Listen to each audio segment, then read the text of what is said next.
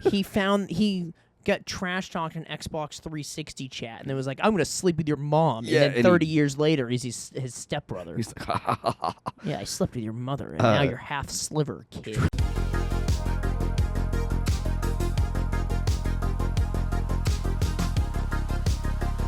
Are you guys talking about that magic shit? Welcome back, you guys, to the Hard Part Podcast, where the hardest part is who's running this shit. Actually, I think the hard part today is Sean's hurt little finger today. My hurt little finger today. Yeah, so welcome back. Backstory, I guess. We'll just get right into this. I slammed my finger in a door. I really thought at the mark, I thought you were just going to like, oh! No, I very, very consciously I saw that, like, thought, I was like, where golf am I? clap. Yeah. So we were walking into the studio, and I went to close the door like this, right? Like normal. And my finger slipped, and it shut into the door. But it's weird, because I can't feel it. But this thing's fucked. I think the worst part is like your fully calm demeanor about, never gotten a bruise that fast before. It was it was like instant. Yeah, this week's... How? The hardest part is not fucking up your finger. Yeah. I guess. Yeah. Is that your right or your left? My left. Okay, so cool. At least it's not my Sean time hand. Oh, I was going to... You know what happens more often than that? Wiping your ass. That is true. true. And that would, like... Yeah. And, I mean, magic's going to be... At least, yeah, it's not my fuck around with my hand. It's, typing's going to suck, though. Yeah, it is. Like, that's gonna suck. I think you'll be surprised at how... Hands, tongues, and feet tend to bounce back really fast, as far as healing goes. Everything else, it doesn't. Yeah, no, everything else takes a while. Man, I've had a boil on my ass for like 8 years. What? Yeah, my wife's like, oh, it's getting better. I'm like, it's still fucking there. No, it's not like a boil, but it's like a permazit. I have learned more about you in this moment than I've ever wanted to in my life.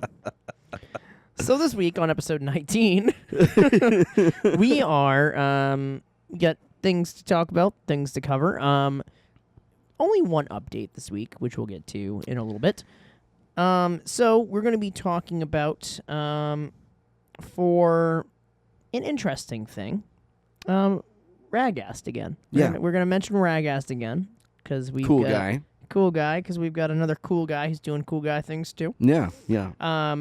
Our deck tech this week is it's an oldie but a goodie. It's an oldie but a goodie. It's based off of a deck that one of my first ever EDH decks I ever built. If that doesn't tell you anything about Sean, I don't know what will. Like, ever. And then... Young Sean was like, oh, I like making people's life a miserable time. I'll play this. Yep.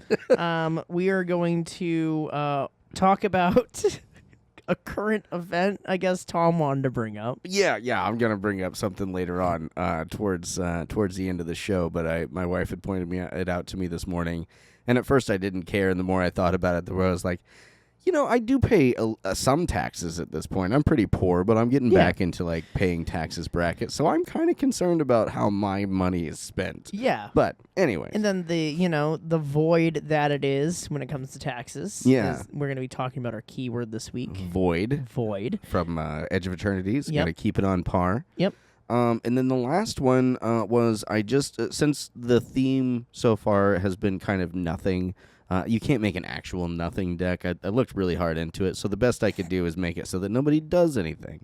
Yeah. And to that end, I also wanted to talk about a very iconic card within Magic the Gathering, one with nothing. I was wondering what that was. Yeah. So. Yeah, more just talking about the card. Yep. It's a fun one, and anytime that I think about nothing, that was really what I was trying to go for, but it's really convoluted to try and make that card work at all. And even when it does work, there are half a dozen different things that do it better than what it does. Yep. So, updates section of... Actually, before that, I want to once again thank Manapool, our sponsor for the show. Our partner, Want to thank you guys for supporting us, for us supporting you. If you guys haven't checked out our shop on Manapool, please go to the Hard Part Card Mart. Take a look. We are, still here. Yeah, Still existing. we've got a hot thing going on right now with what is it, Starfield Vocalist? We're gonna who knows how low that thing's gonna go. We did it with Sephiroth. With Sephiroth. Yep. Yeah, we kept going down. I think we did $5 at a time at one point until we sold it. Yep. We got it all the way down to $33, and then it sold at $80. It's kind of, this is like a reverse auction. Yeah. Like, yeah, we're currently. They're way faster than I am. Yeah, considering you just rest in peace, Ozzy. But Starfield Vocalist, we're currently on a reverse bid war because on TikTok we've been talking about it. We want to sell this card, and we want to get cards to the community, so we don't care how low it's going to go. That's the main thing. I was going to say we've started the Hard Part Card Mart as kind of just a way to get rid of some extra cards, and it's been it's been lucrative so far, at least in our dealings with it. We do kind of, again, try and shoot to just get rid of cards, so we are usually the lowest of the listings. Yep.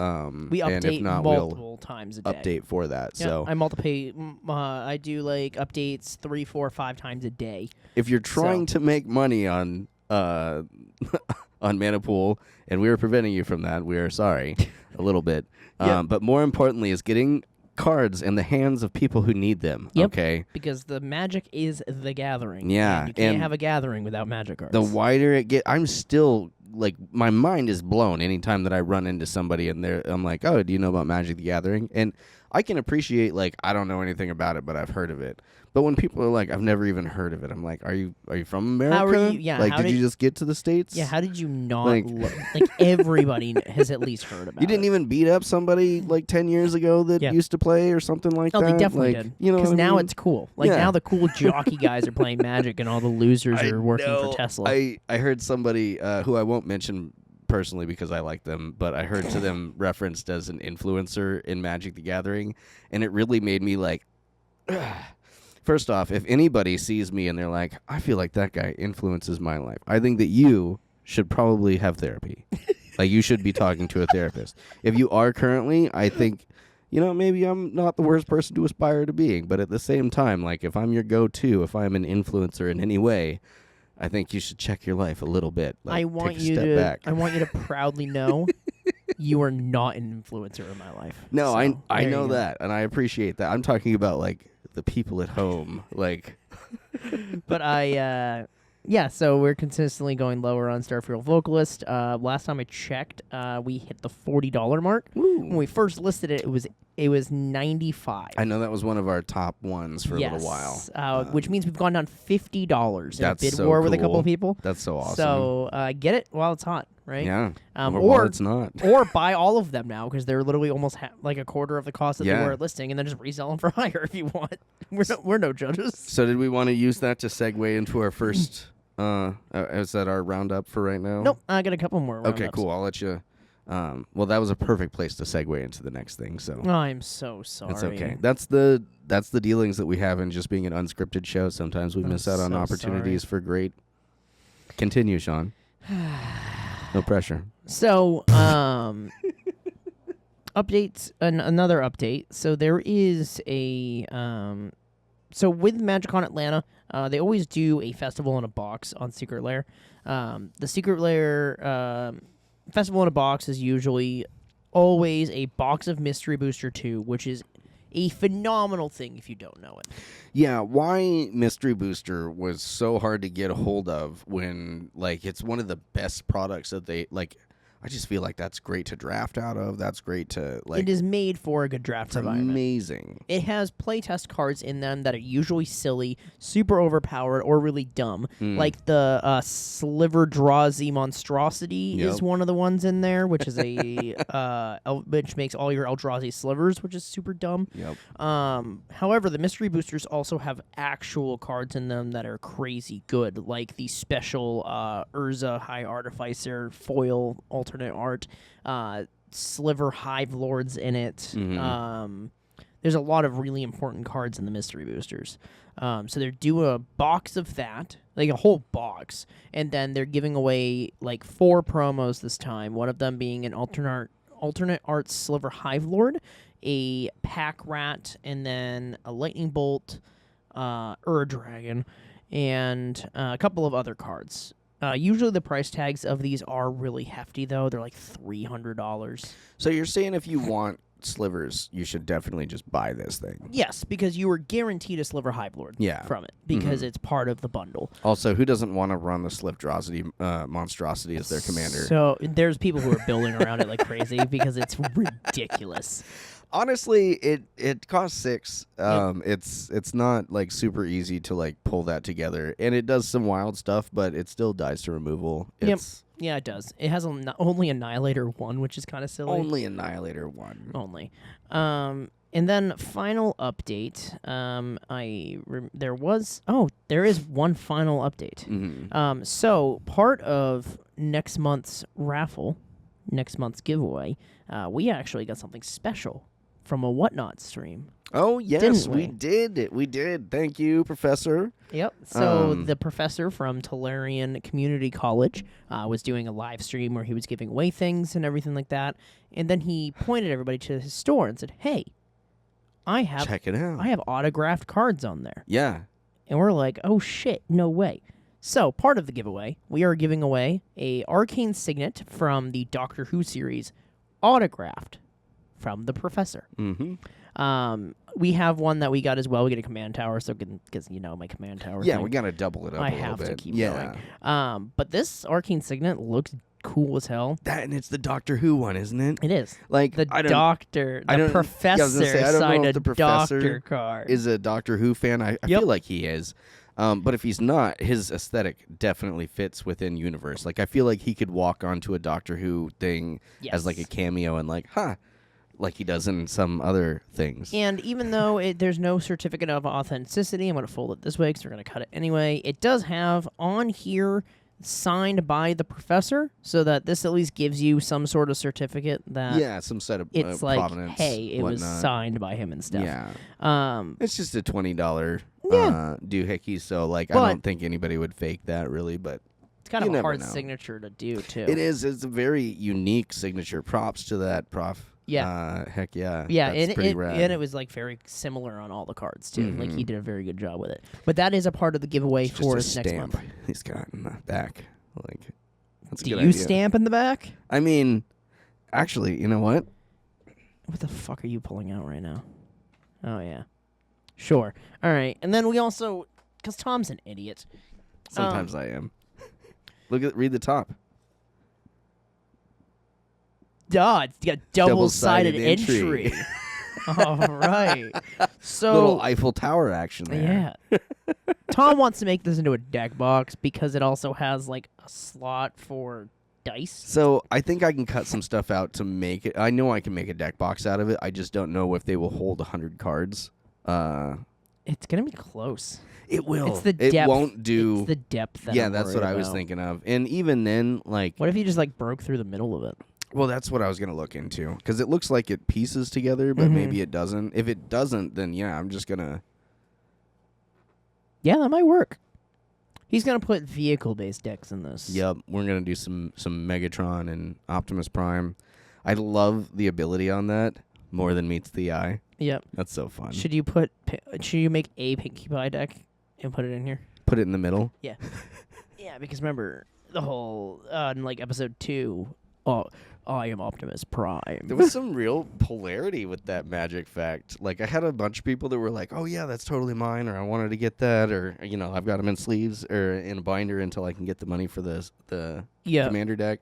And then, you know, there was other people who were like, oh, I'll just quit if I see that. I'm like, I wish I, like, bought stuff on Arena because I would totally buy that to make it my face thing so that when I get in, I, like, 20% win rate just right off the top from, like, that is kind of a wild thing. Could you imagine, like, if the main 6 were like allowed in tournaments, and like you had a guy who hated it so much that you'd sit down and he'd be like, "I'm done," and just quit? They would, and like on one level, like I feel like that's just a great way to like root that out. Like if rage bait people.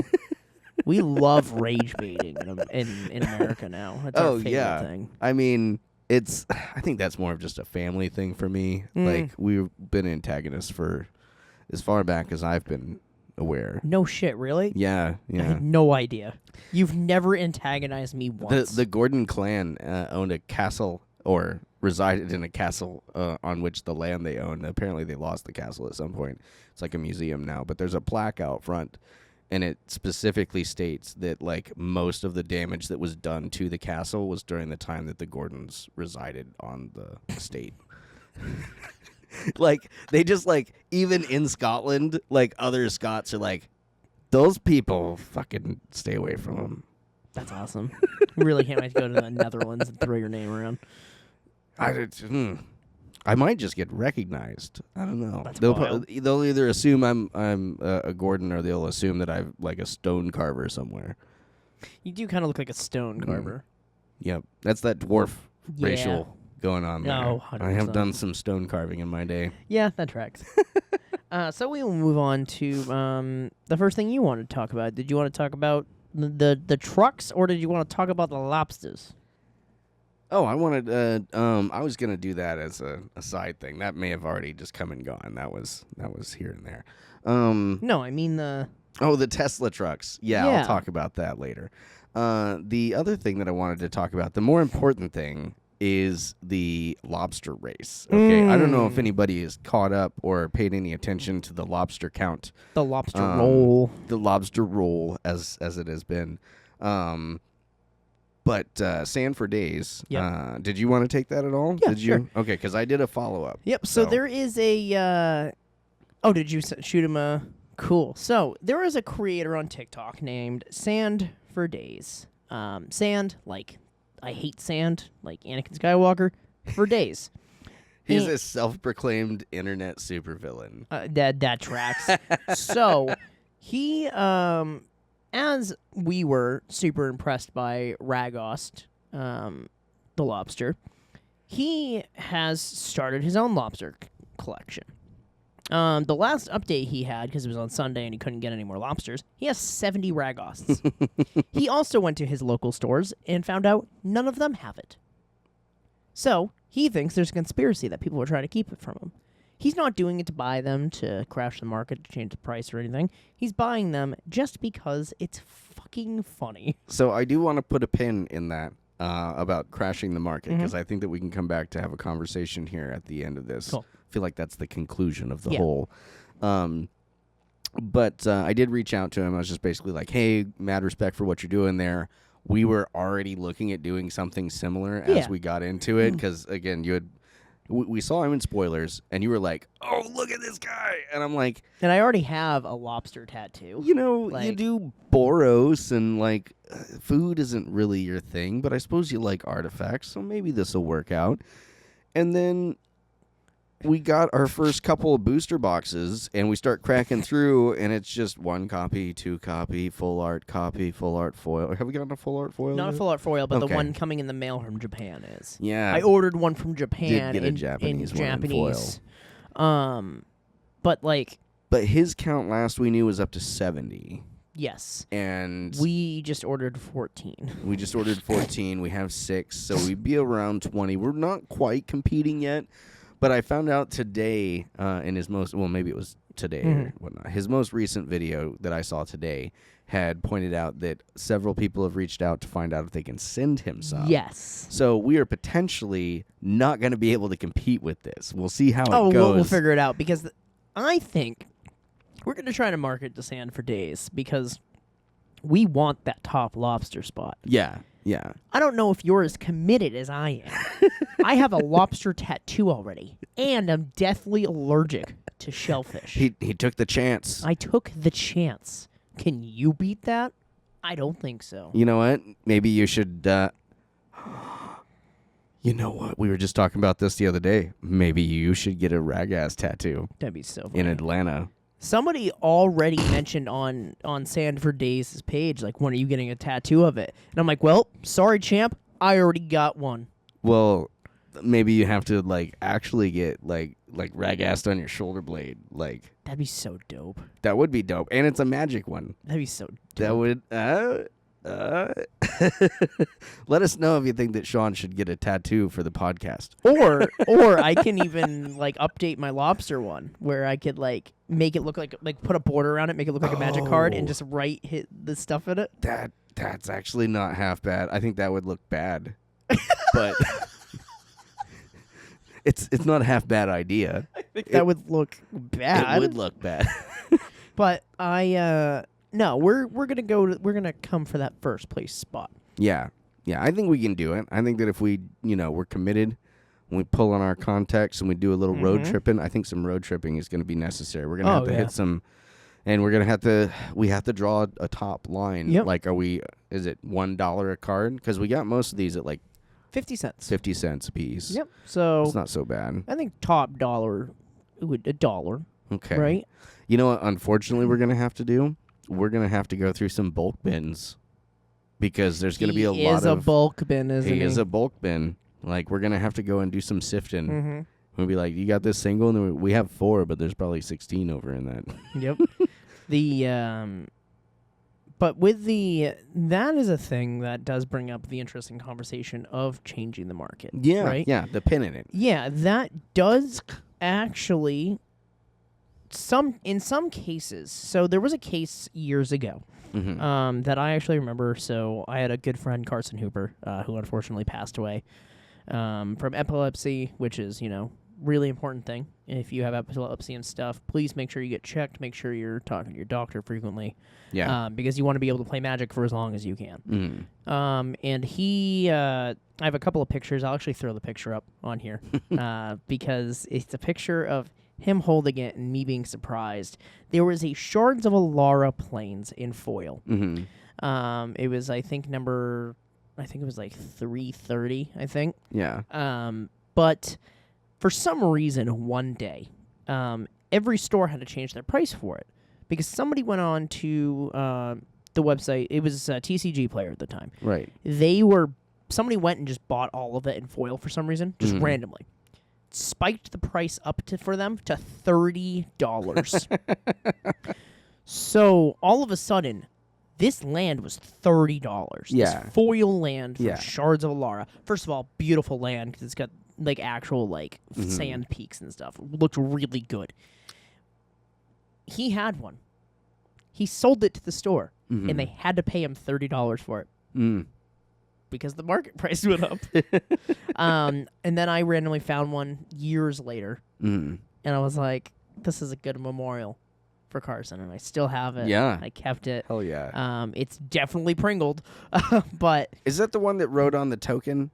Yeah. Okay. That's pretty gnarly. Yeah, like the one that's the slightly PO'd mob. Yeah. Yes, Carson did that. That's so awesome. Yeah. And, but like, it can change the price when you bulk buy from sites. What happens is all the lower cost ones go away, and the people who listed the price at high and it stays there, that changes the market price in some instances. See, I think that's the thing is like it's got to stay there. Yep. I think the real kicker there is the fact that it was on TCG Player. Yep. And they have their own internal algorithms and so forth. So if they get low and they sold a bunch of them, they probably have a thing that basically says if that happens, jack the price up for the last 10 that we have or whatnot. When it comes to like the actual market, I've done a little bit of research in this. Rudy from MTG Alpha Investments. Got it. Rudy from Alpha Investments has talked about it. The article that I wrote a little while ago on TLDR about the one gentleman who's looking for all the walls of omens. The special that guy. print. Dude, that guy's kind of funny too. Right, yeah. That I still go back and watch that video just because it like warms my heart. But that it's the same thing as Pokemon. Everybody has a favorite Pokemon. Yeah. Everybody has a favorite Magic card for some reason. And the guy doesn't even play Magic. Like he doesn't even play Final Fantasy, which blows. That's the real like what? Yeah. But anyways, cracking the market, like actually doing something that's going to like change the market, especially overall, is very difficult from a buying perspective. Now, the internet is different, okay, because the internet can, like we've seen before, I'm pretty sure that Ben Bateman has adjusted, or not adjusted, but like said Definitely some stuff that has influenced the prices. He said like this card's going to be like Ancient Tomb, for example, and the boxes of collectors went up the moment these major creators said, hey, this is the chase card. Yep. Like, the same thing with there was another gentleman who had done something, and he looked back at like the moment that card like jumped 400%, and it was the same day that he had released a video like focusing on it. So he's like, I don't know that it was me, but like that's a yes. Numbers don't lie. Yeah. So this is a different game that we play in. I do want to look at the numbers. I know that Wizards of the Coast is fairly hush-hush on like how many are actually printed of whatever, what the actual print run is of stuff and so forth. Yeah. But like there are potentially like thousands, if not hundreds of thousands of these cards. And when it comes down to it, how many do you end up having to do? Because I've seen like personally like a box of 400 Lotus Petals. And it was about, some guy was just going through and he was trying to make a dent in the market. This is back when Iguana's Comic Book Cafe was still a thing. Yep. And I went over there. We saw it. The guy was talking about it, and he was like, unfortunately, like I've made a pretty hefty investment, and this investment is holding. But what I was trying to do in like controlling even like a percentage of the market just doesn't work. Like it just doesn't happen. So I do know that there's an upper limit. There's an upper echelon of like when that actually makes sense. Oh, 100%. I just don't know what that number is and if it's in any way feasible. Yeah. So Ragost has actually gone down. From the initial time we looked at it, they were like 33 cents on the average. They're now 27 cents. The full art has gone up like $2 though. Okay, that's well. And that just says that it's a just, commander. That's just based off of Manapool. And so that on Manapool, full art is beautiful too. It's probably. Did you see in the last video I made the rank? Have you made it to that part yet? I made a rank chart and I put all of them in there. Nice. I thought my personal rankings of the best ones were. Hell yeah. And of course he's on top. Like. It is a very well done card. But I also just added 7 more lobsters to the collection. Oh, did you? Found them for 40 cents Oh, a nice. piece, and he had 7 of them. Hell yeah. So I bought them. So we're up to 27, and we haven't even left the We're podcast up to 27.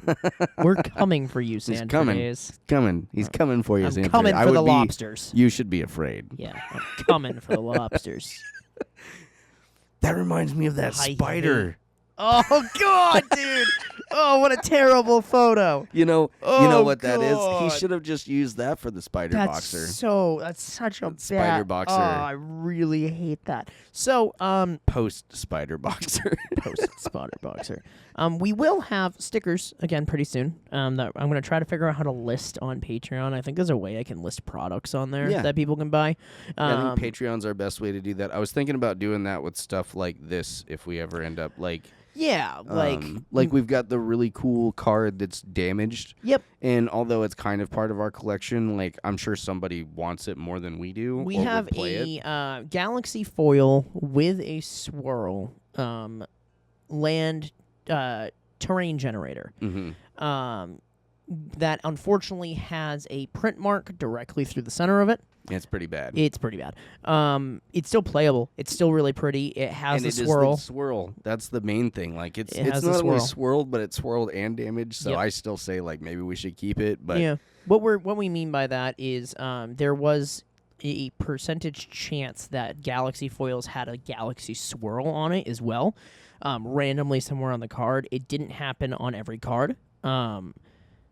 We have a Galaxy foil planes that has 2 of them on it, which is pretty sick. that one's pretty sick. Yeah. And a plane, so it's like playable in anything. Yeah, like, that one I'm 100% gonna send to get graded just because I think it's fucking cool shit. Yep. That actually is a final update before we continue on to Keyword Corner. Yeah. My mom has been playing Magic her whole life, as we've talked about. Oh yeah. Right? She got me into Magic. She's gotten, like, my uncle plays Magic, and my mom's fiance plays Magic, and I learned Magic from them. So we were here last week having dinner, and I was like, hey, Mom, I'm going to look through your Magic cards again just because I want to kind of see what you have and everything. And maybe because now we're buying collections and, like, selling collections and keeping things, we want to kind of take a look. Yeah. She had this little plastic case of perfect fit sleeved cards in it. And I was like, oh, let's take a look through some of these. Huh. And there's some good stuff in there. There's a Necropence. That's pretty sweet. Yeah. An unlimited Birds of Paradise. That was pretty sweet. A mint condition Alliance's Force of Will. Yeah. And then a mint condition Survival of the Fittest. Like, absolutely insane. So, like, Survival of the Fittest, if you don't know, is a one-cost green enchantment from Exodus. I was going to say Sorry, Exodus. this was my... Yep. This is when I played Magic very Yep. heavily, so I know all these cards. It's a green card from Exodus and an enchantment that says you pay a green and you sacrifice a creature, and you get to go look for a creature in your library. Back in the before 4 days... You put it on the battlefield, right? Or is no, it it goes to your hand. Yeah, but for 1 green, you can search for any creature card in your library by sacrificing, like, a really chumpy thing. So traditionally, what you would usually end up doing is you would pair that together with Reoccurring Nightmare. It was a very nasty deck. That was pretty much, it was a combo deck, but there was no interaction. Like, nobody could do anything to it other than remove your creatures, and you didn't really care because you just reoccur them from your graveyard. And you would use Survival of the Fittest to just go grab exactly what you needed, no matter, you'd grab a dork, or you'd have a dork, sack your dork to go grab your bomb, throw it in your graveyard, and then recur it. Survival of the Fittest, currently, non-graded, sells for $255. Yep, they're the old ones. Not the oldest, but they're just some old cards. Sitting in her thing. Oh, and then a foil Daragaz as well, which... Under her cabinet. Yep, just sitting there in her little box. She's like, oh, these are the ones I think are worth something. And I'm like, Mother, you have the first printing of Force of Will sitting here. So as we do this stuff, we're always cooking up different ideas of, like, different things that we could do, little shows or skits or so forth. And one that I keep coming back to is I love the show American Pickers. I think that was a great show, and people really liked it. I think we could definitely do something like that is, like, Magic card oriented. But I definitely want to get a couple of those where it's like we've got to go to, like, a hoarder's house and, like, look underneath the bed, but, like, we need to, like, spend, like, 4 hours pulling trash away before we can get to it. And then all of a sudden there's just, like, a pristine case of, like, 7 like Mox Or diamonds. we pull out, like, the Black Lotus that's got, like, a dog shit on it. Like, like, that's some real fucking... those are out there. They're just, like... It's like, but, like, we pulled those cards out, and I'm like, so we made a video of it on TikTok. We sent them out for grading. We did it for her. We paid for it, sent it out. Because, like, a 9 or above Survival of the Fittest is, like, $3,000. Graded? Graded. Yeah, I mean, It's because there's, like, none of them. Nobody's shuffling that card anywhere. Yeah. And then Force of Will is also, like, 600. Yeah, see, Force of Will is one that I would like. It goes from play 90 that. to 600. Yeah. But the thing is, they're in, like, crazy They good are an amazing condition. The unlimited cards have seen some play. Yeah. They don't look bad. The Birds of Paradise, it has some yellowing on the border for the Birds of Paradise, but that's like all of the unlimited cards. Finding a pristine unlimited card's very hard. I feel like unlimited, like, they got the really nice stuff for alpha. They had a lot of printing mistakes, and it was oversaturated, but for the most part, like, they had really good quality stuff. They used the rest of that good quality stuff for beta, and then by the time that unlimited or that revised and unlimited came around, they were like, we can find somebody to print these, right?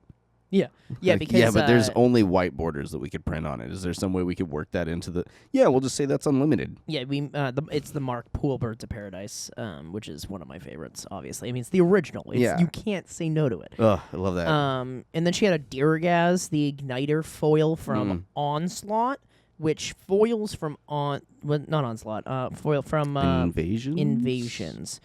Let's say it's from Invasion block. It but might be Apocalypse. It's not an easy to find foil. So non-foil, it was like $2. Foil, it's 90. I'm like just sitting here. Yep. I mean, that thing is fucking like. Oof. Yeah, Yeah, talk about Pringling. Yeah, you can drink out of it. They like, don't Pringle like they used to, I'll tell you what. Joked. But it was just, and then there were some other random kind of cool things in there. But like, we looked at those 2 cards and went, let's send them out to grade. Yep. Because the studio is here at my mom's house. We're building the one down in the basement, and we're gonna have like a fully functioning studio. And So she can keep her card, and we can still display it. we can display it. So we're gonna still display it. But yeah, that was the last update I had because that was kind of like a wild thing we just found randomly. That'll be really fun to like reference every once in a while. Yeah. It's just I couldn't believe it. Like my fucking, and then Tim still has a giant collection of stuff. He's trying to remember where he located. Oh, That he's also got like. it's just like floating around here, or has he got it in storage or something? Downstairs. Oh, that's wild. Like if you remember that binder that I showed you with Mhm. like the mint condition. Oh yeah, we got to get that PSA graded too. We have Yep. a mint condition from 1998 survey of how do you enjoy Magic the Gathering. I want to say that. Well, obviously, it came out of like an Ice Age deck or something. It wasn't folded. No, it's like it came out of a magazine. Did it come out of a magazine? Yeah. Nice. But like Nice. that is so cool. Yeah. It- Probably it- an Inquest or and even that is miscut because it's cut on the bottom like this. it's gonna get graded at like a 7. But I do think it needs to be. It's just so Square cool. and centering. Like, because basically it was a part of a contest where you filled that out and sent it in. You could get like, it was some stupid thing. It was like, Like a booster pack. it was or like a something booster like that. pack. Yeah. But like, Yeah. I am so curious if we get that graded and send a picture to like WotC and be like, hey, we still have this. They will not honor it. It'd be cool. Maybe. It'd be cool if they're like, oh, we'll give you Maybe something. if we got it graded and then we like checked it off on the outside and then sent the graded one to them, they might send us something, but we would honestly be really lucky to get it back. It'd be kind of cool. That would be the best we might see. Yeah. But Or like they keep the like $90 processed fucking graded and plaque thing, and then they send us a $5 booster pack of like something from Standard. could you imagine if they're like, oh, Here's some here's, EOE, good job. or they'd be like, oh, this is so cool. Here's an alpha pack. That'd be wild. They would never do that. Could you They imagine? would. You would. You know what they would do? Best case scenario, 30th edition. Years from now. No. Or what was it? 25th edition. 25th, yeah. Sorry, I've got 30 on the mind because 30 next year is 30 years since the first World Championship. Oh, and yeah, we're it gonna be is. focusing on And we that are pretty gonna be heavily on when it that, comes yeah. around time. Yeah, we're gonna try to visit the places where the first World Championship happened, and then we have Amsterdam next year. Message request sent. I'm just waiting to get back. I know. So, we will. Do you know what's in my heart right now? What's in your heart? A void. A void. A void is in my heart. What kind of void? A keyword. A keyword. An Down in ability my word heart. in my heart. So we're going to be talking about void this week, as it is on the mind, and continuing with Edge of Eternities because we want to make sure that you are up to date with all the new stuff. Void's funny. It's boring, is what it is. Not the card Void. Let's just get that clear. Because there is a magic card called the Void that doesn't do anything that Void does. Yeah, no, there are lots of cards in Magic the Gathering that have the word void in them that don't do anything void related. Yep. But what does Void do? So void is an ability that enhances a card's effect if a non-land permanent left the battlefield or a spell was warped this turn. So that's the real thing, is that between Revolt, which is the other similar one, is there's no mention of warp in Revolt. And Obviously. Which is still kind of situational. I feel like you have to build around Yep. that. And then on top of that, there's the requirement that it has to be something that you owned for Revolt. That is, yes, Whereas that's true. with Void, you could have removed something from your opponent's battlefield or whatnot, and you'd be fine. Go ahead. One of the tragic trajectory, I think, has Void, Mhm. right? That's a Void card. Couple of Voidborns have Void. Yeah, unlike Warp, which if you check the Magic Fact, it points out the funniness in the name there. But unlike Warp, there are several cards with Void that have Void in it. Like Coral of the Void? Coral with a Void. Coral, yeah, is that like Christmas coral? Yes. Okay, cool. Chorale. See, I always Void. thought it was Yeah. a carol. Christmas carol? Yeah, it might be No. Carol of the Void. Carol of the Void. Carol coral. Coral. Oh, Coral. that kills people. Coral.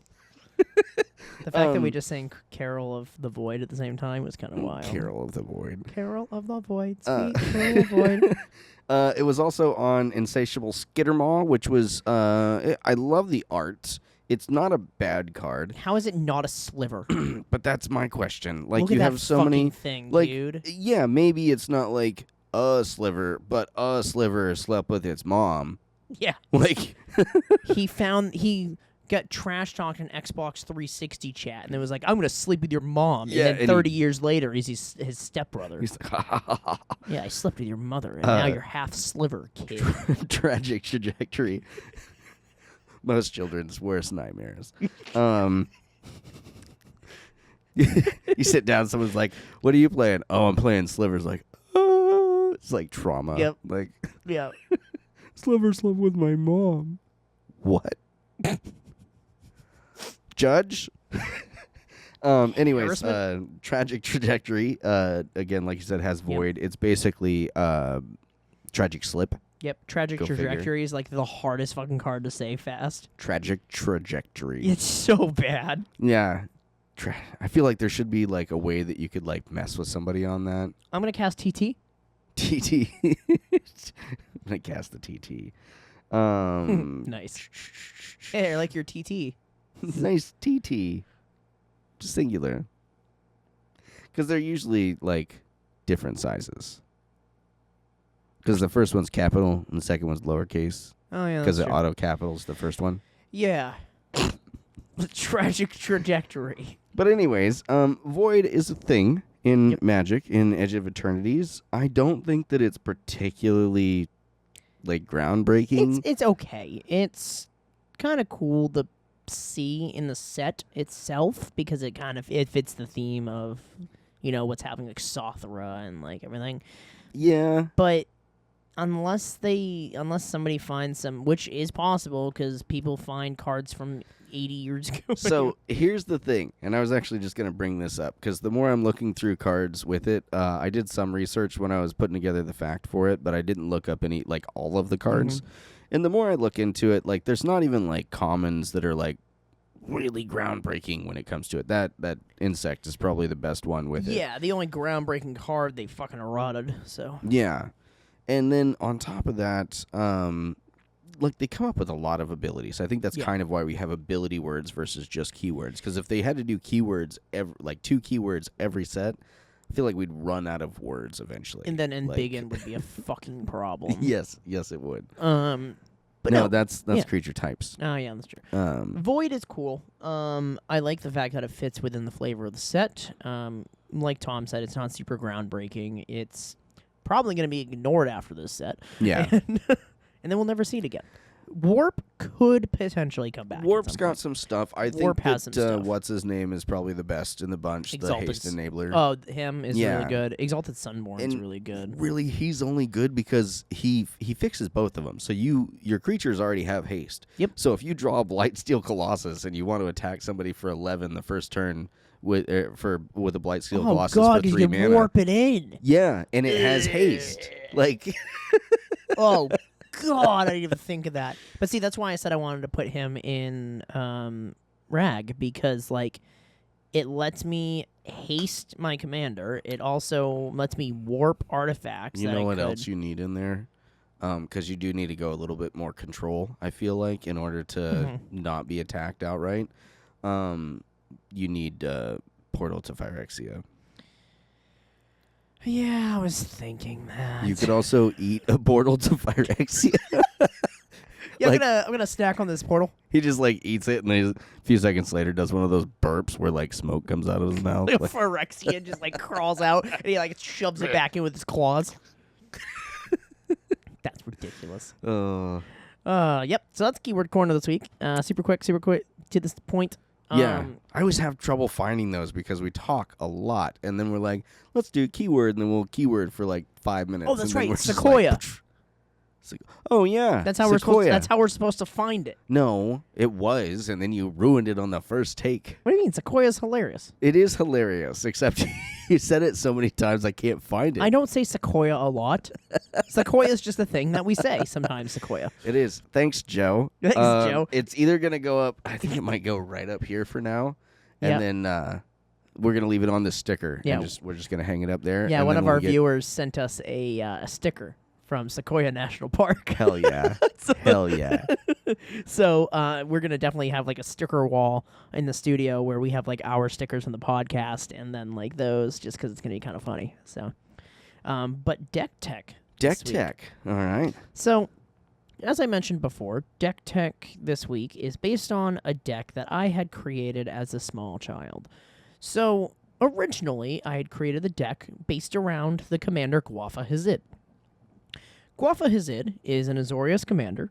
He only costs white and blue. That he puts bribery counters on things. And what bribery does is they get to draw a card. That's great for them, but their creature can't attack or block. So bribery is kind of fun because you just slowly lock down the field, and if you find ways to untap him, you can do it multiple times. The bribery counters stay on there for the entire game, so if he leaves, goes back to the command zone, you pull him back out, the bribery is back into place. But then I decided to, because this deck became bracket 5 on accident, according to the bracket rules, because it also had like Grand Augustine in it, and Enlightened Tutor, and Mystic Tutor, and it bubble forted itself, essentially. Yeah. And I nicknamed the deck the government, because what does the government like to do? Bribe you to do things and then make everything not fucking happen. So, Dom decided to update that deck.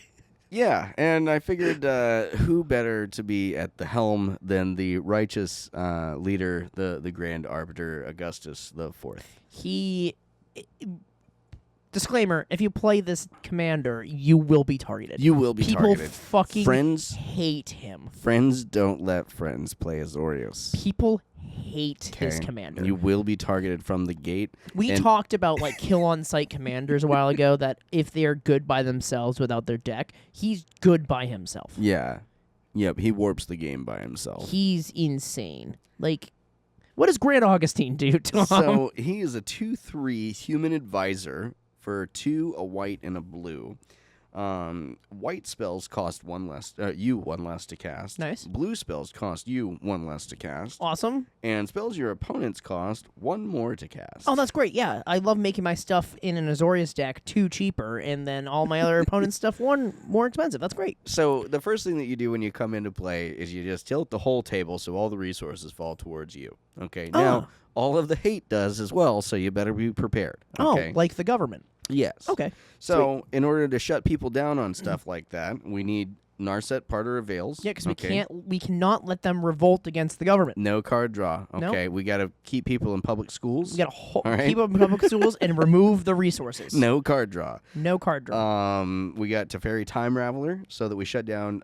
Each opponent can cast spells only anytime they could cast a sorcery. So okay. slow them down mentally. No shenanigans. Okay, Yep. you can't come in on the weekends or federal holidays. All right, you've got to come in on a normal workday, non-holiday, Monday through Thursday. Yep. Because Friday we're leaving early. Yes. Of course.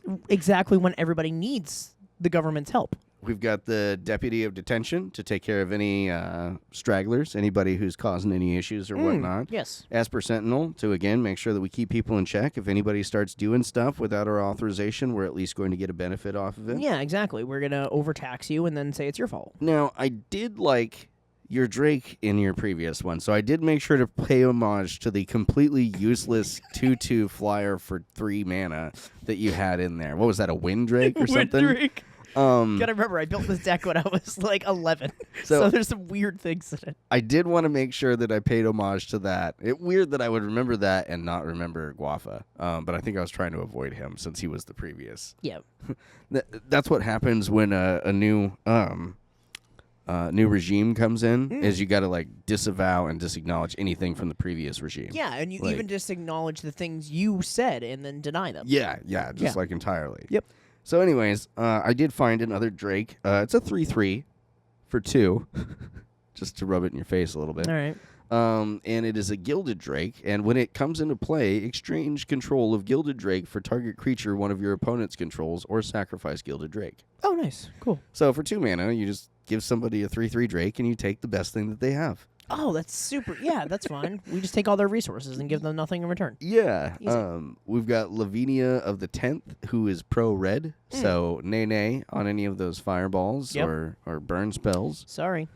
We don't does all want kinds of stuff. Yeah, you can't attack us with those because we're better than you. I also threw Glacier in here. Oh, Or I Glaciers. love glaciers. It's still in that deck too. It's, again, just to make sure that because it wasn't in any of the standard deck lists for them, and I was like, I really like that card, and if there's like mono red burn, Glaciers. get them to turn 4. The reason I put glaciers in the deck is to fuck with people who are like, I want to play Blood Moon. Good fucking luck, Chief. It literally deletes red.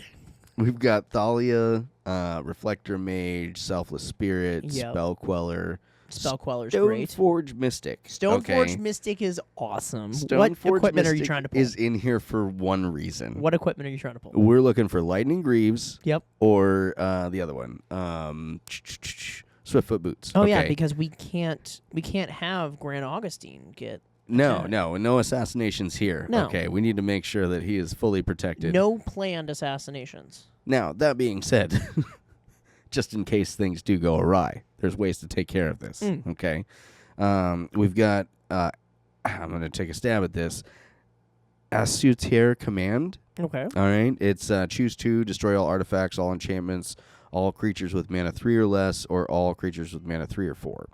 3 with 4 or greater. And you're just going to destroy 3 or less because you need to keep the lowers in check more. Just maybe you just take them all out. Just start over. We also have Day of Judgment, Planar Cleansing, Supreme Verdict because it fits. Supreme Verdict's great. Time Warp because sometimes we just need a few extra days. Yep. Okay.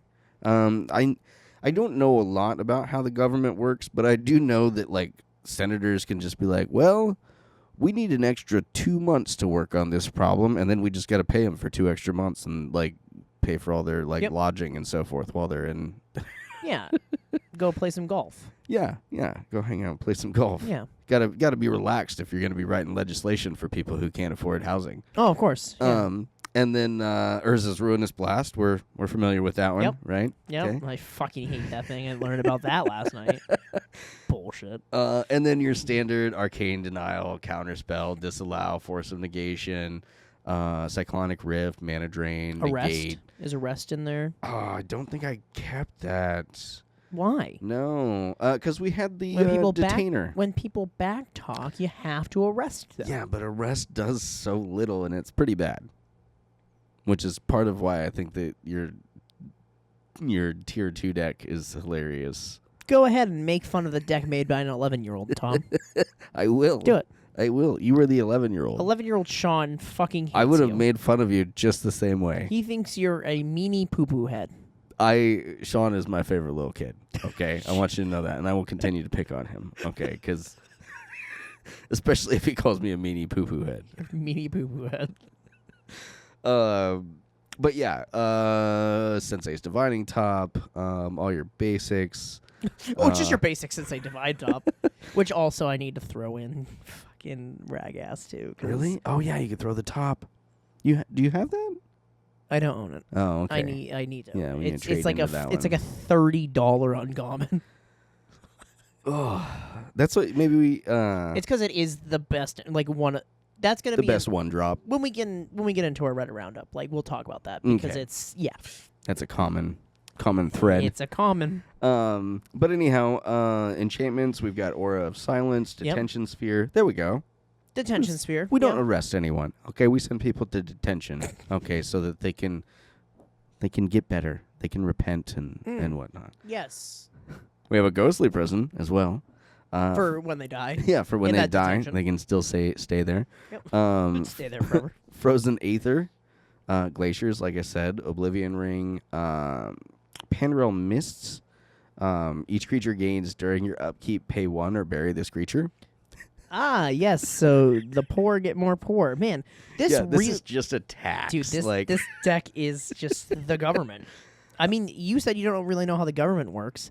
They don't work, and you've got it spot on. That was my the whole point behind this was that like everything gets this deck doesn't really have a win. I was gonna say, con. what's the win condition? The win condition is that we're gonna play Magic indefinitely. Do you remember that time? Remember that time that you had me play this deck? And we just couldn't do anything? Yeah, we just hung out and like Yep. Just pass turn. I was gonna mill him by having gone second. Yep. Because it was just draw, because he had Ghostly Prison, Aura of Silence. I mean, if you throw like a Ristic Study in there, I mean, the same thing. Like, there is a Ristic Study in fucking here. course there is. Rest in Peace, Rule of Law, Search for Azcanta, Smothering Tithe, Sphere of Safety, and then Lands. So this deck list is going to be up on Moxfield, where we're putting them now. We've updated our link tree, so now you can actually just go directly to our Moxfield page and search for all of the decks instead of like trying to figure out the whole link shit. Now, since I was going for government, I didn't hold back, okay, because we have a budget, not an actual number that we have to work with, okay? So if you go to any of the other places, they start at like $900. Oh, cheap. Okay, but like any government, we need to make sure that we get multiple bids on the contract, all right? And currently, the best bid that we've gotten on the contract is from Manapool, all right? And that bid is for about $300 less than the next one. Holy shit, dude. That's actually like... I really love working for and with Manapool in any capacity just because, like, every time that I go in there, I'm like, literally oh, okay, this saves is one. very, this is very economical. Like, this is something that I would do. Like, Yep, it's because they don't charge you all of the fees that the competitors do. oh, yeah, Like, there's... Yeah, the base cost, the base minimum of a card is 15 cents, which is higher than the other competitors. But you also don't have these crazy fees. That in 15 cents isn't bad for a card, even if it's we sell a lot of basics. Now they're the nicer basics, but 15 cents for a land it seems kind of high. Yeah, I literally just listed basics I opened up from packs the other day, and they've already sold. But the one Like- difference that I've noticed between Manapool and many of these other sellers is that Manapool, having that 15-cent minimum, is able, like the sellers on Manapool are able to sell our rares and higher cost cards at a lower cost because overall those 15-cent cards add up. And you don't need to drop $35, $40 on one card just to make your deck run. You could, buy a bunch of, 5 or under cards and do just the same. And there's a couple of cards that like I actually because I'm trying to get Ragost ready for Atlanta, which update to that. So we were originally going to bring Ishin, and then we realized it would be kind of funny if a meme won. So we're bringing Ragost. Not only would it be funny if a meme won, but Ragost is fun. It like is that deck fun. is. It's fun to watch. Like the land deck was fun to watch. Wild shit the other day. But the land deck's going to get annoying after a little while. Yeah. There's just too much board state that's constantly shifting, and you're, again, just playing solitaire over there. Whereas Ragast, it has an Achilles heel. It's just a lobster. Comes out. If you can take out Ragast, it's, It's really funny when you're like, oh, a Chrome Mox for like, that's $300 on the battlefield. I'm going to eat it. Yeah. I'm going to throw it at somebody. But yeah, Manapool makes it cheaper for these things. So you can buy this deck list directly, and if you use our referral link before you input the deck list, it gives us a little bit of profit, so that we can continue on. Yeah, for sure. Which is awesome. So right on Moxfield, the Hard Part podcast has our own Moxfield, and then you can purchase through us on the Hard Part Card Mart. Boom. Reddit roundup time, huh? Oh yeah, this was going to be exciting, wasn't it? This one we actually. Yeah, because we're sitting at an hour right now. We still have time. We still have plenty of time. I was going to say, this segment is going to take a little bit because it's a good discussion this time that you get to see us live, like rank some stuff. Yeah. So we wanted to do something that wasn't the normal just people being fucking pissy on Reddit about their playgroups being shitty all the time. We spent a little while having to flip through this before we found anything that fit. So from r/EDH, user Gainsman99, gains, like gains, not like gains. Aren't they spelled the same way?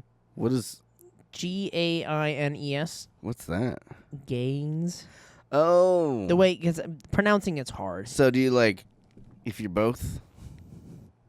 It's a goose. Like, you know, the buff, yeah. It's just a silly goose. Look at that goose with his feathers. I really hate you. So, what do you think is the strongest card per mana cost? Good morning. Just trying to start a good old discussion about Magic. So, say, like, for example, Lion's Eye Diamond at 0, Soul Ring at 1, Fanatic of Rones at 2. So, me and my buddies were just trying to go through it and create some kind of list. My list is just an example. When going through this list, we need to keep in mind, Power 9's not allowed for costs and everything like that, but everything else is pretty much a shoo-in. So, we'll start off at the very bottom. Land. On your tier list, what is your, like, land when you think of it is, like, right there? And we're not going to go by just sheer power when we do this. Let's go by our personal favorites, too. Personal favorite with power mix in. So, land. What's yours? Anything? Anything. Bazaar of Baghdad. Why? Because it's I don't know if you've ever seen how Manaless Dredge works or any type of... No. Oh, buddy. Yeah. No, you get that bad boy. I mean, I suppose that's why it's Manaless Dredge and not Landless Dredge. Yep. Because you really want to get one of those boys. But yeah, no, the whole deck just goes off turn 1, and all you really need to do is like be able to discard something. Okay. So having that discard outlet on a land for free is absolutely Nice. overpowered. Like, Okay. it seems like it would be really stupid, but it's amazing. My land, Mm-hmm. I personally love Inventor's Fair. Inventor's Fair came out in the Kaladesh block, and it's a legendary land that if you have 3 or more artifacts, you gain a life, which is fine. That's whatever. Right. The 4 sacrifice ability for it is the important part because it lets you search for any artifact you want and put it in your hand. Okay. I really like that, especially because I'm a big artifact Yeah, I was player. going to say it just fits right I'm a into big anything that you're I'm a playing. big artifact player, and Inventor's Fair is a great land. Great artwork every time they've ever printed it. I would say second though for like actual power is Gaia's Cradle. Really? Guys. See, and I was going to go right to Tolarian for my second. Really? Yeah. Yeah, like it just in the right deck, it's just absolutely insane. I mean, then you can also go with, if you're going to do that, if we're going to go band shit, Caracas. Caracas is really good in Commander. Fucking wild in Commander. What do you mean? In any other format, it's a Plains. It's a legendary Plains. Yeah, but Commander is fucking Commander, it's busted. broken, but at the same time, it's also non-basic, which there are a ton of things that you can do to pop off a non-basic. There's Ghostly Quarter. Okay. What's the other? Ruinous Battlefield. Yeah. Battlefield Ruins. Anyways, but yeah, there's a bunch of different ways to pop off non-basic lands. So it's powerful, but it's also got a giant target on it. Like, So, our favorite lands? Inventor's Fair, Bazaar of Baghdad. 0 cost. 0 cost. Just purely for like it's just fun to play. Is what is that? Memnite. Memnite, the artifact creature. Yeah, the little. Is it a 1/1? I think it's a for... 1/2. Is it a 1/2? I think it's it might be a 2/1. Okay, I gotta check it out now because it's. Yeah, Scars. Not Scars. It was in Mirrodin first. I think it was Scars and Mirrodin. Memnite. Memnite. I think it was Scars and Mirrodin first release. Yeah, I'm seeing the Scars on here. It is a 1/1. Okay, it's a 1/1 for 0. I mean, Yeah. it just gets out there and it gives you something like turn 1. That's so amazing. That's so amazing. It gives you an immediate blocker. Yeah, or you could just start swinging next turn. Yeah. Take out their mana dork, something like that. Yep, that's true. My 0 cost. I think it will have to be. I like Mox Amber, specifically because it was the first Mox I ever opened. So to be fair, I know they said no Power 9, but I think the reason why they said no Power 9 is because of stuff like that. Okay. It's free mana. Mox Amber requires a legendary creature, though. And the legendary creature has to be on the battlefield for it to do anything. I think it's just a legendary permanent. But I like Mox Amber because it was the first Mox I ever opened. Mm-hmm. I opened up specifically the retro border from Brothers War. Really love it. Yeah. Great looking card. I like the fact that it kept that Mox look too, especially with the retro border. But if I was to go with a non-powerful one like that, right? Because let's get away from Power 9. Let's see. I really like, unironically, Spellbook. Okay. Yeah. Gives you, especially if you're playing a deck that draws you a lot of cards, the sooner you can have no maximum hand size, the sooner you're going to benefit. I was gonna say, I think to that end, if I were to throw a second one in there, the one that is coming to mind at the last minute is one I never think of, and that's Asmo, the human wizard. Yeah, she's a lot of fun. She does cost 0. So. Yep. But yeah, Spellbook is great in my opinion. Just great card. It allows you just to have no maximum hand size for 0, and it's on an artifact. So the only way to get rid of it is artifact hate. And if I had to choose between like a Soul Ring or a Spellbook, I'm gonna kill the Soul Ring. Yeah, I was gonna say it's really low priority. Like very seldomly is that gonna you might like instant cast it right before somebody goes to end step when they have 15 cards in hand. But if you're not doing some weird snipey stuff like that, there's no point in getting rid of it. Removing it. It's not doing anything. So moving on up to 1 cost. 1 cost. I'm gonna go with everyone's favorite 1 mana planeswalker, Deathrite Shaman. Really? Yeah, have you not heard of that before? No. Yeah, he's got 3 abilities. He's 1 mana. What? He absolutely warps games. That's so weird. Yeah. I've never heard of that. Yeah, he's a creature technically, but yeah, and he's 1 Golgari, so he's not even really that limiting. You can play him in black decks, you can play him in green decks. Mine is also a creature. Reinforced Ronin. Reinforced Ronin is a 1 red 1/1. I do have to say I've got feelings about that Dude, card. he is he's great because he comes in, has haste, you can immediately deal damage on turn 1 and then return it to your hand. The reason the return to your hand is important because it also has cycle for 2. You know what's really silly? I think I need a copy of him in Asmo. Do we have like 7 copies? Because I need as many discard out, because I can't cast her if I haven't discarded a card that turn. And you can cycle him. And I can cycle him, and I Turn can hit 2. you for 2 on turn 1. Yep, 2 on turn 1 and then cycle on turn 2. Yeah, I he's think that's really definitely going good in there. early game. And he's good in decks that like destroy artifacts and stuff too, because if I need a sack outlet for an artifact, he's right the fuck there. He's an artifact creature. So that's my 1. 1 is Reinforced Ronin for me, 100%. Let's go to number 2. Ooh, 2 has to be Counterspell, I think. I'm not a huge blue player, but if I would say that there is 1 premium spell that you cast at level at 2 mana, it's going to be Counterspell. Yeah, Counterspell, I mean, the original OG. I mean, it's right there. It's really good. I am going to, let's see, for 2 for me, I'm going to go with any of the diamonds. Okay. Like Fire Diamond, stuff like that. Yep. Yet again, going right to the Mox style.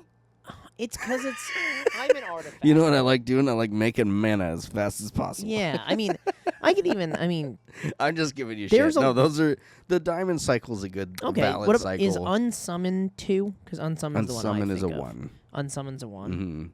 There's lots of unsummon effects for 2. Yeah.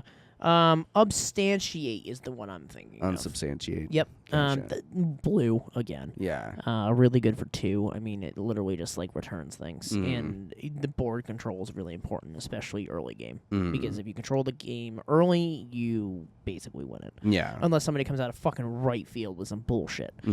Let's go 3. So 3 for me, you actually know this one. I don't know if you know it very well, but it's one that pops up often with me, and that's Hearthstone. Not as much for the effect, but I think a lot of people don't realize that Hearthstone, the card, is actually Karn's Heart. And it's Urza took it from Xantia, who was a Phyrexian, who he became very close with. After he found out that she was a sleeper agent and so forth, he took her heart and used it to power Karn. And in the process, that's where he got his oil that he ultimately ended up tracking all through the multiverse and ultimately starting new Phyrexia with. Gotcha. So in this one tiny little artifact, you have like the be all end all of like 4 different storylines. Okay. Like this was that was kind of the culmination of like after the Brothers War and so forth, and then on top of that we've got the whole thing with like everything Karn related is that's his heart, and then on top of that it was literally the thing that like fertilized Phyrexia within, what was it, Argentum prior to that. Yep. I like that. My number 3 is a really funny old one. I had to look it up to make sure it was still 3, and it is. Pyramids from Arabian Nights. That is a great one. It's really obscure. It's really obscure. So Pyramids is an artifact. Once again, artifact. It's a 6-cost artifact that you could pay 2 to choose one. Destroy target aura attached to a land, or the next time a target land would be destroyed this turn, remove all damage marked on it instead. It's just stupid. Yep. It's really weird. It's really obscure. But it's like $140. Oh yeah, I believe reserve list. Yeah. Arabian Nights reserve list. Yep. It's one of those really silly 3-cost things. Well, the other funny thing is Arabian Nights. That comes from the books Arabian Nights, and those are the pyramids of Giza. That's not like, like something that inspired them or whatnot. That is the pyramids of Giza. So wait, Academy universes beyond. Academy Reactor's that much money? Oh, Academy Reactor is 4-cost, which is funny. Which would be my 4-cost. Yeah. Academy Reactor is really cool. It's a white cost from Urza's. It was my mom's card as well. Another one of my mom's cards. It's a great one. Used. It's like $80. Academy Reactor is a human cleric. When it dies, you may exile it. If you do, search your library for an enchantment card and put it onto the battlefield, which is really strong. There's some insane... You know what's an enchantment? Omniscience. Yeah. Yeah. And it's in Azorius colors. Oh, that's so for wild. 4 mana... Oh, that was a weird echo. For 4 mana, you can... I might have to throw that in here. Swap that in for... You're not taking my copy of... No. In the... Oh, okay. Yeah, throw Academy Reactor and Omniscience really both good. in. Every time I see Academy Reactor, first of all, it's really good art. Yeah. It's an older card. Also, like, pristine condition. It's sitting in my government deck currently. Nice. That's exactly where it sits, which I'm really tempted to pull that out, too, and maybe grade that, just because it's a nice old card in good condition. It is. Which, again, is why I'm a huge fan of proxying. I think of how many times you, which you do well and doesn't normally cause any issues. But at the same time, I think it would. Bit. Yeah, it would be nice to be able to do that and not like, oh no, I just lost $65. I mean, considering eventually I'm gonna own a Kaladesh Invention Soul Ring. Yeah. And one day I will. Yep. Backup 4-cost. Everybody's favorite, Wrath of God. See, I was gonna go back and forth between that and my second one, but I wasn't going to do Wrath of God. I was going to do Damnation. Damnation, yep. The color warping. But I feel like, and I understand why they put it in there, but even Swords to Plowshares made sense to me, okay? Because it was like, we're white, we're all about people and everything being like chill and whatnot.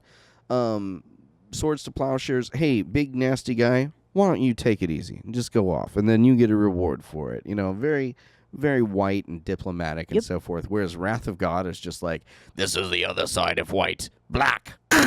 Yep. Back to 3 for a second. Yeah. That made me remind it, because this is a hard game to play when you have so many cards that are like your favorites. 3, Murder. I like Murder because it is a destroy target creature with no negative side effects. See, and I'm a bigger fan of Terror, but yeah.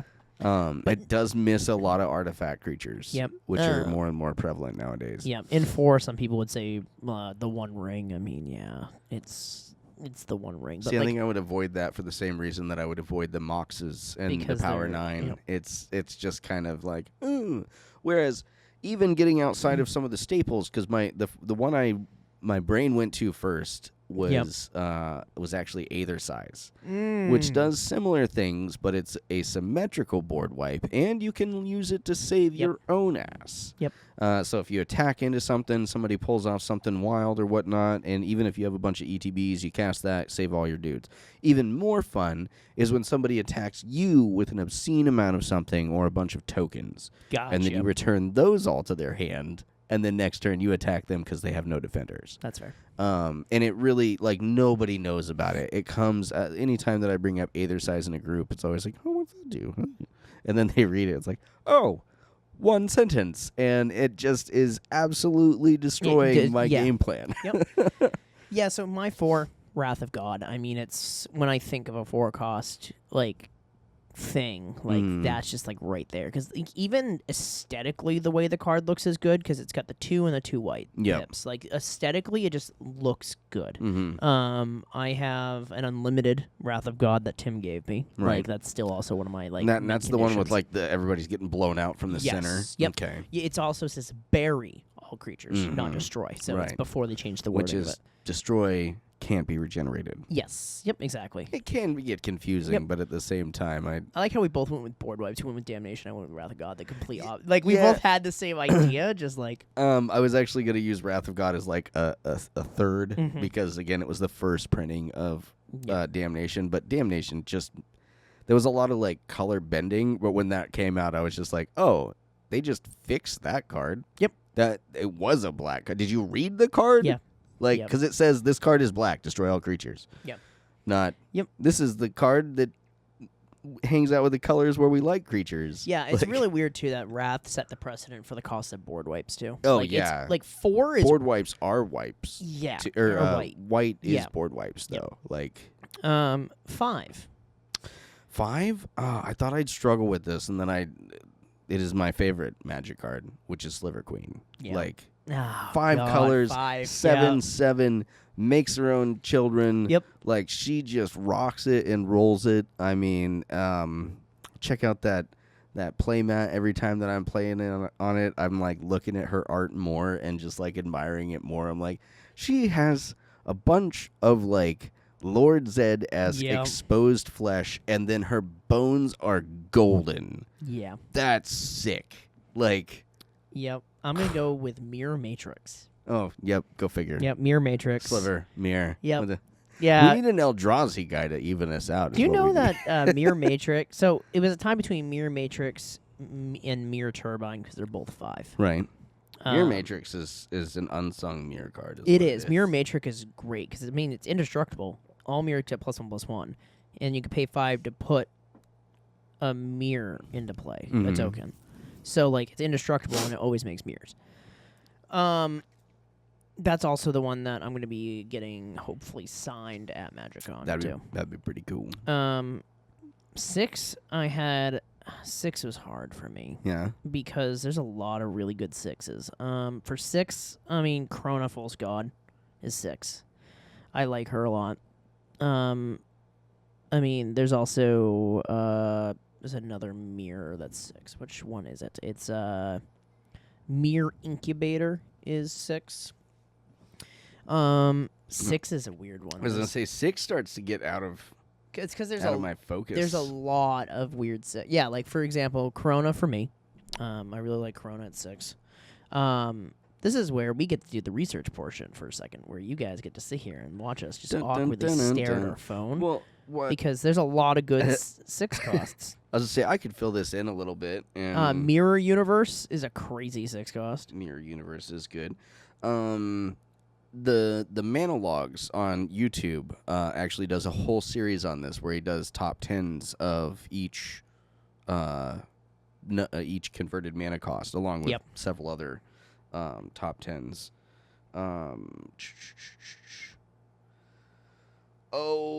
Probably. Oh, you know what? Absolute Virtue. Nope, that's not 6. Really? Oh no. That's why. What's wrong with you, Gatherer? Eternity Vessel is 6. Oh, I clicked on the wrong one. Dun, dun, dun, dun. You're really good at this.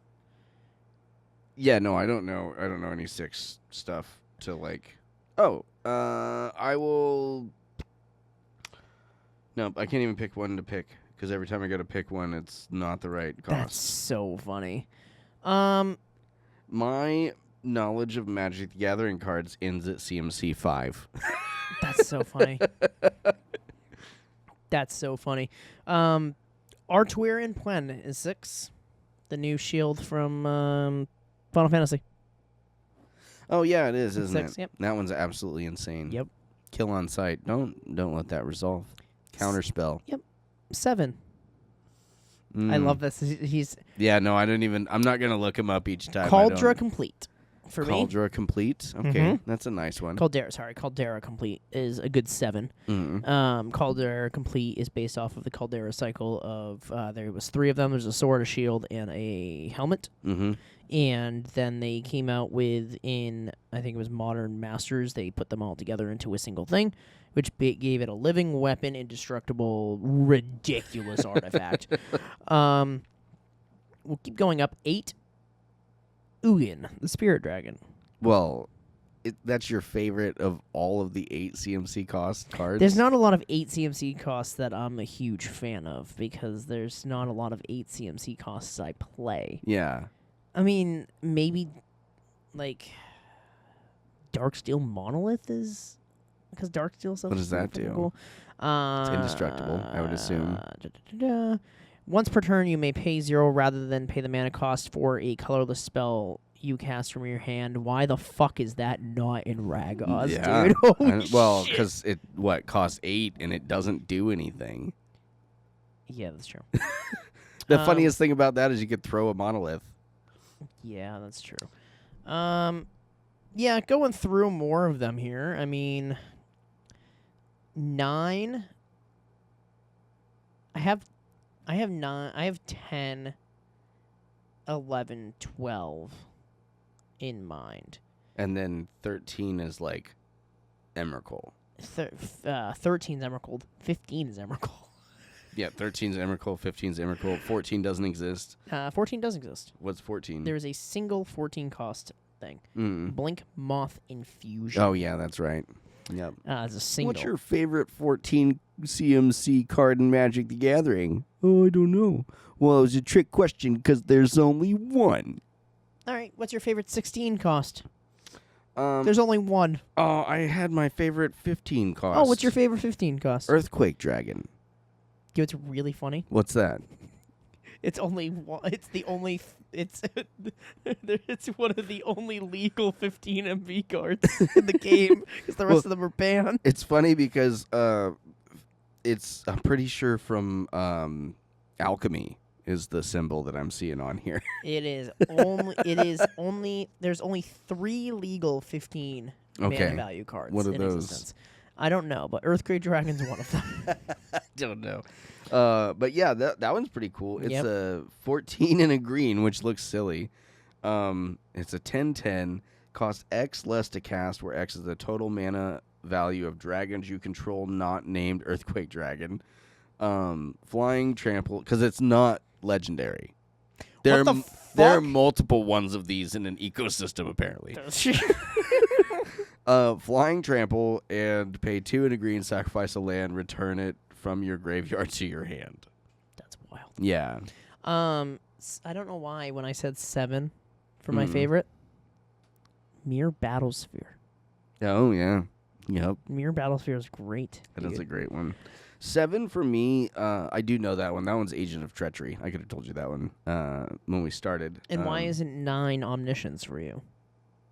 Oh, I suppose it's up there. Well, again, I would just be picking Omniscience because it's a 9 cost. I don't really know a lot of... Actually, 9 is Liliana, or Rise of the Dark Realms? Yep. Okay, well, that would be my 9 then. Yep. Because I just don't want to be like, oh, that's a 8 cost card that I know of and have seen. Yep. I'd like it to, Agent of Treachery. I love that card because when I saw it, I was just like, oh, I think they think because they made it cost 7 that it was going to not do. Yeah, that's not a problem. I play black. Let me just go ahead and throw it in the graveyard, recur it 5 times. Yeah. Because it's not until the end of turn. You just get You the just things get that it. you steal. 7 7 actually has a lot of like things that are just good. The more I look at it, Yeah. the End Stone, the new thing, Mm-hmm. Platinum Angel, because who doesn't like to never fucking win the game?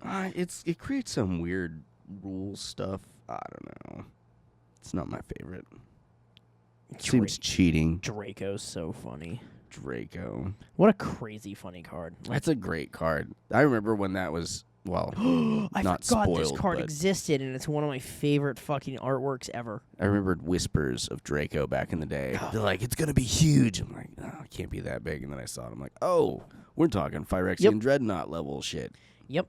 One card I just saw the art of, and I forgot. I love this card because of the art. I've always loved this card because of the art. Mindslaver. Oh, yeah. Dude, Mindslaver's so fun. Which art? The original? The original art, where it's got like the gold on its face. Yep. Mindslaver's a legendary artifact that you pay for and tap it and sacrifice it, and you control target player during that next turn.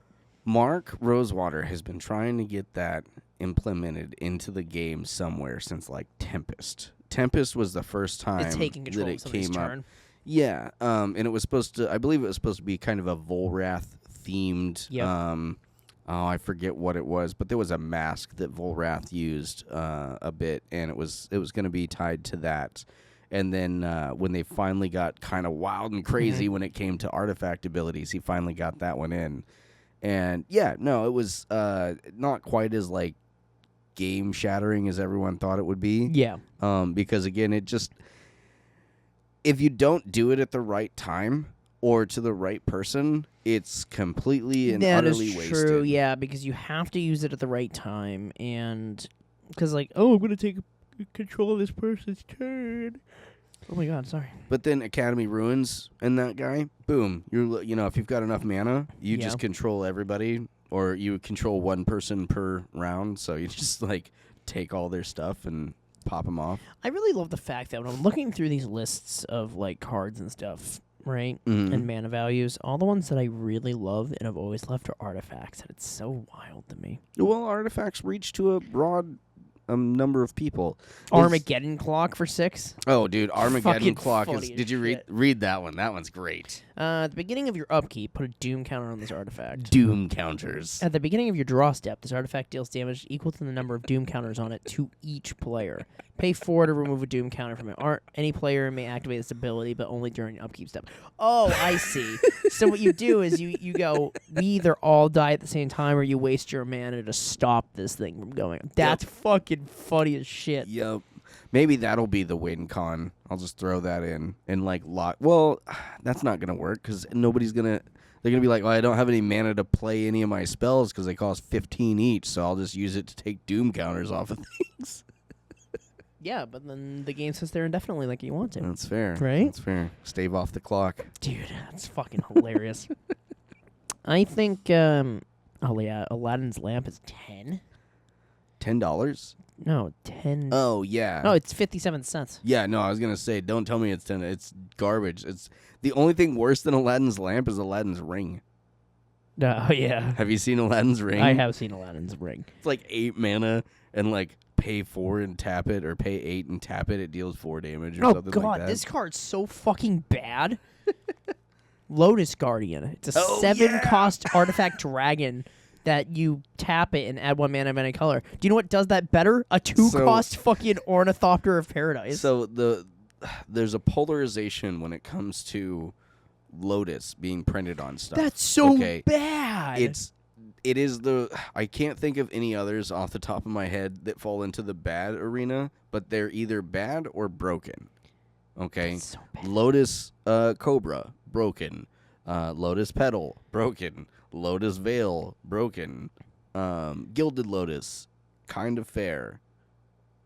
Let's see. Suspended Timeless Lotus Timeless Lotus is good. I mean, it just gives you Wooburg every time you tap it. Yeah. That's What's pretty what's the suspend one? Let's see. Oh, Lotus Bloom. Lotus Bloom, which is not broken. It is ironically extremely fair. Yep. Nyx Lotus is. What's Nyx Lotus, dude? Devotion? Yep. Mana equal to your devotion. You choose you choose a color every time you tap it. Okay. Which is actually kind of nice. It is, but there's a land that does that, so. Yeah. It's really funny that they made a Lotus Field and a Lotus Vale, and Lotus Vale is $40, and Lotus Field is $7. Yeah. Well, Lotus 7's been printed a dozen times, hasn't it? Yeah, then there's a Lotus Ring, which is not garbage. It doesn't even do Lotus things. Nope. Yep. It's absolutely garbage. Yep. Lotus Blossom. Dude, there's so much Lotus shit. Yep. They try and get them in where they can. Yeah, I think Jeweled Lotus, RIP. Blacker Lotus is... It's funny that Blacker Lotus is still one of the more expensive lotuses out there. Isn't it? Like, that's just... Because it just taps for 4, doesn't it? Or, you tear sacks. it in pieces. Yeah. And then you get that much Oh, mana. do you know why? Do you know why it's more? Deadpool? Deadpool. Guarantee it. Because I bet if you try and get the one, it's not. The Secret Lair one is $281. Oh, damn. Okay. Maybe. That's why everybody wanted that from the Secret Lair drop. Oh. And then the unglued one is $37. They did make an still- oversized league printing of it, apparently, I just in can't tell 1998. if Secret Lair is, like, not made for me or if it's just stupid. Like, Why? because I just don't... It seems like something I would be very interested in. And, like, the whole system behind it, like, even if I'm not interested in all of them, there's probably 1 or 2 a year that I would definitely get. But the more I look into it, the more it feels like this thing where you gotta, like, you know, go stand outside of a fucking, what is it, Sam Goody or whatnot, and, you know, like, hours before open so that you can get to the release and so forth. It's one of those things where you have to, like... Because we don't usually... I mean, we sometimes get what the bonus cards are. The bonus cards are always the ones that are worth more money. Mm-hmm. Like, hold on. See, and that's the other thing, too. Like, if I'm going to pay a premium price for a premium product, I would like to get the premium product, not some random fucking booster pack. Yeah. Like, if I've got to pay $40 for 4 cards, I would like to get those 4 fucking cards that I ordered. If you want to throw something extra in there, that's fine. That's the Secret Lair strip mine I was telling you about. It's got a little fucking space thing, and it's in the same art style as the Infinity full art ones, which I liked how they did this, where they opened that up and left it smaller. Yeah. But it's more than all the rest of the strip mines ever. Yeah. No, and The Secret Lair. again, I think it's funny that, like, Magic, or that Wizards, rather, tries to, like, reach into the secondary market where they can, because that's all that really is to me, is reaching into the secondary market, trying to, like, you know, get something out of that. But it doesn't. It sets its own precedence. Again, the regular Blacker Lotus is $40. The one from Secret Lair is $200 and something. Those people that are going to buy the $40 one aren't going to buy the $230 one, and the people that are going to buy the $230 one don't care about the $40 one. Like, they're two different markets entirely. Yeah. So it's funny, I was just thinking about the tier list again, right? Notice the point where we dropped off because we couldn't think of cards anymore, and that really shows who we are as players. Oh, yeah, because what we're familiar with and whatnot. We're 5. Yeah. 5 is what I know. 3, I know a ton of 3s. Oh, yeah, that's where... 3 is like my favorite It's your place to curve. sit. I mean, look at every deck I play. 3 is my curve. Mm-hmm. See, and I really like 1-drops. If I get 1-drops that allow me to draw stuff, which is few and far between, I will build an entire deck around that. I like 0 costs a lot. 0 costs are interesting. I like specifically the text face they use on Magic cards with the 0 just looks really good. That's fair. Like, I think that's why it attracts it to me. Because I'm a graphic designer. And you don't see that on any other card. Like, very, very seldomly do you see 10 and something. Yep. And there's no real reason to put 0 on there if it doesn't cost anything. Yep. Like yeah, because the most recent print of a 0 cost that we got was the effect on Vivi.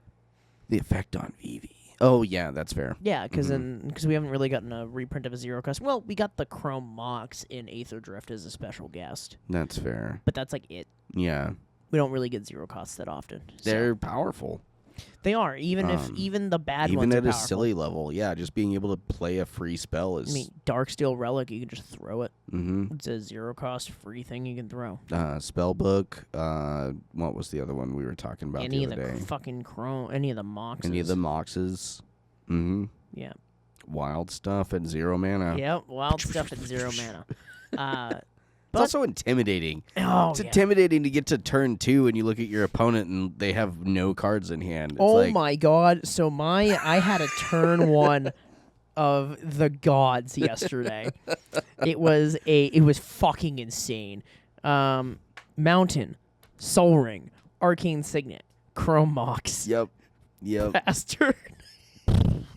Turn 2, I'd like to play my 5 mana spell now. Dude, it was so fast. No, but my next turn I top decked into a Mox Amber. And Yeah. I played that too. Yep. Played my commander on turn 2 and went, well, I could eat all this shit. Could. So- Way to go, Ragast. Way to go, Ragast. Ragass. But thank you guys for joining us again this week. Oh, is that that time last already? section, it is. Oh. Yeah, I told you we ate up a half an hour talking about that. Just blows right yeah, imagine if we did know cards that went up to 12. We'd be still talking we'd for still another be 10 talking minutes. about it. But give us your guys' list. Go ahead and either comment on that or comment on wherever you see this, and just let us know what's your list. Yeah. What is your What's land your- all the way through? What's your 1 to 10 at least? What's your favorite 14? What's your favorite 14 card? Yeah, what's your favorite 14 and 16 card? Let us know down below. But thank you guys for joining us on the Hard Part Podcast for episode 19. Thanks for coming out. We will see you guys next week.